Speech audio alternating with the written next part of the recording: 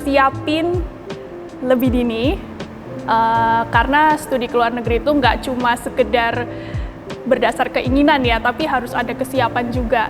Kesiapan dari anak, kesiapan dari orang tua, kesiapan dari sisi mental, ataupun dari sisi materi. Jadi banyak banget yang harus disiapin, dan itu nggak bisa disiapin dalam waktu singkat sih. Pesan buat students dan parents, terutama untuk students awal, kalian harus tahu passion kalian itu apa, jangan ikut-ikutan. Karena selama ini beberapa atau lumayan banyak lah students itu yang ngelihat temennya lagi banyak yang pilihnya ke desain, ikut-ikutan, kok seru ya desain, nggak perlu belajar rasanya, cuma perlu gambar-gambar doang.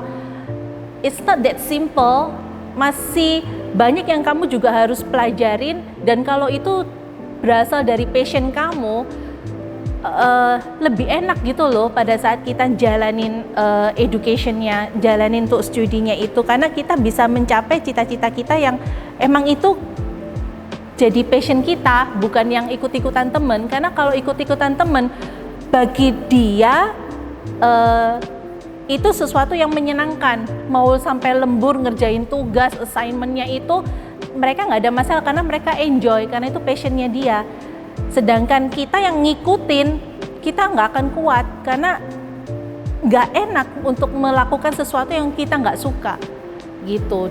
Jadi temukan dulu passionnya apa, temukan emang itu loh yang aku mau. Terus kalau dari parents itu lebih ke masalah yang lagi high demand apa, yang nanti gampang untuk anakku dapat kerja apa. Nggak ada sekolah yang akan guarantee, oh lulus kamu pasti langsung dapat kerja, lulus dapat kerja. Gimana pun tetap dari studentsnya sendiri yang punya aktif lah, ada rasa untuk cari informasi sebanyak-banyaknya, lebih bangun network. Pesan untuk students yang akan sekolah ke luar negeri adalah apa yang kalian putuskan itu benar-benar pengaruh di kalian ke depannya gitu. Jadi perlu dipikirkan baik-baik gitu, nggak cuma dari akademik, yaitu dari sisi sekolahnya, tapi non-akademik soft skill itu sangat penting sekali gitu. Sekolah ke luar negeri nggak cuma kita bicara tentang kualitas pendidikan mereka, ya, tapi di satu sisi adalah belajar kemandirian. Students di Indonesia kebanyakan mereka selalu semuanya sudah dipersiapkan oleh orang tua. Misalnya grocery, mereka nggak pernah lakukan itu sendiri. Habis makan, mereka nggak pernah cuci piring sendiri. Sedangkan di luar negeri, mereka harus lakukan itu. Entah mereka tinggal di asrama, atau mereka tinggal apalagi kalau mereka tinggal di apartemen sendiri. Soft skill, hal-hal seperti itu yang harus dipersiapkan sebelum ke luar negeri. Ya, nggak cuma akademiknya aja. Karena akademik buat orang Indonesia mungkin nggak terlalu bermasalah, karena anak Indonesia ke luar negeri biasanya udah pinter-pinter gitu, tapi soft skill kita itu yang biasanya agak kurang karena udah terbiasa dipersiapkan oleh orang tua. Orang tua kalau anaknya udah tahu mau ke luar negeri, akan lebih baik mereka dikasih kepercayaan sedikit demi sedikit untuk mereka mempersiapkan, baik itu lesnya sendiri, makannya sendiri, grocery-nya sendiri, supaya apa? Pada saat mereka ke luar negeri, mereka udah nggak kaget lagi. Karena mereka udah terbiasa di Indonesianya. Yang bisa dibantu Universal itu mulai dari konseling. Nah, konseling ini proses yang paling seru gitu, karena kita pertama kali ketemu student dan parents, kita ngobrol, kita cari tahu, oh student pengen masuk jurusan apa nih, atau pengen berkarir jadi apa. Jadi di sini kita bantu arahkan program-program yang memang sesuai dengan minat dan tujuannya student. Tapi kita harus cocokkan juga sama keinginannya orang tua. Orang tua kan kadang ada yang ingin anaknya punya karir yang bagus. Jadi kita harus diskusi melalui proses konseling ini. Lalu kalau sudah ketemu jurusan yang tepat, biasanya kita arahkan untuk langsung masuk ke paperwork atau pendaftaran. Jadi kita bantu proses dokumentasinya untuk pendaftaran ke sekolah, sampai nanti sudah diterima di sekolahnya, kita lanjut proses ke visa atau izin belajar ke luar negeri. Setelah izin belajar, nantinya akan ada proses pre-departure.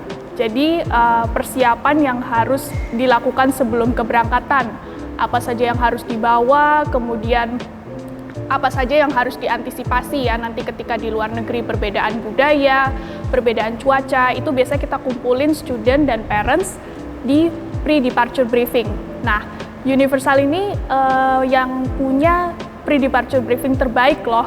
Jadi kita benar-benar persiapin students untuk berangkat ke luar negeri sedetail mungkin.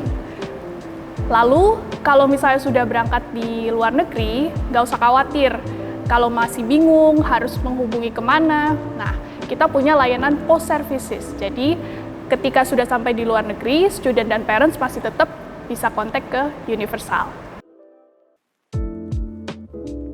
Yang paling lama dalam pengurusannya, itu tergantung dari negaranya sih. Ada yang lamanya di aplikasi ke sekolah, khususnya Kanada. Itu aplikasi ke sekolah aja butuh proses bisa 4-6 minggu. Jadi harus sabar-sabar di aplikasi ke sekolah. Belum lagi nanti kalau misalnya masuk ke aplikasi visa. Nah, ini juga kadang butuh waktu lama ya, termasuk persiapan untuk dokumentasi, pengecekan dokumen sebelum disubmit ke embassy. Nah, itu juga butuh proses lama. Ya, kalau yang harus dipersiapkan untuk studi ke luar negeri, yang pasti dari sisi dokumentasi ya, tergantung nanti program yang mau diambil apa. Misalnya kalau mau ambil program high school, maka dokumen-dokumen persyaratan itu harus dicocokkan dengan yang diminta oleh sekolah. Kemudian pastikan nilai kalian juga memenuhi syarat ya, jadi tetap belajar ke luar negeri, kalian harus persiapkan dari sisi nilainya juga. Dan selalu cek dokumen persyaratan yang diminta setiap sekolah.